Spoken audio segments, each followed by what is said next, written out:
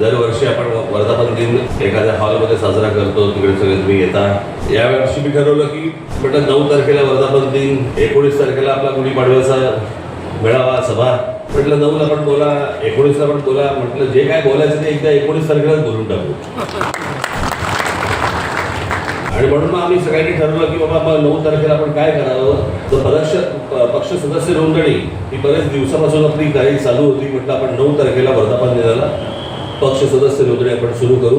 आज माझ्या महाराष्ट्रातल्या सर्व माझ्या सहकाऱ्यांना, माझ्या सर्व महाराष्ट्र सैनिकांना माझं आवाहन आहे, जिथे जिथे मंडळीच्या जागा असतील, अनेक लोक आहेत ज्यांना आपल्या पक्षाचं सदस्य व्हायचे, नुसतं सदस्य नाही व्हायचे तर त्यांना सक्रिय सदस्य व्हायचे.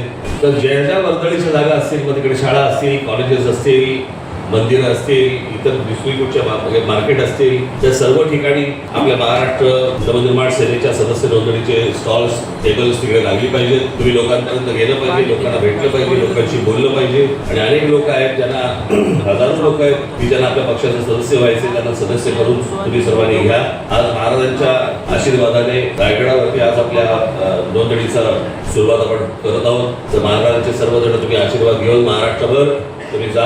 आणि येत्या 19 तारखेला गुढीपाडव्याला महाराष्ट्राच्या कानाकोपऱ्यातून माझा जो कोणी माझा महाराष्ट्र सैनिक आहे, जे महाराष्ट्राचे हितचिंतक आहेत, त्यांनी सर्वांनी 19 मार्चला काय योगायोग आहे बघा, 20 वर्षानंतर आपली पहिली सभा 20 तारखेला झाली होती, 19 मार्चला.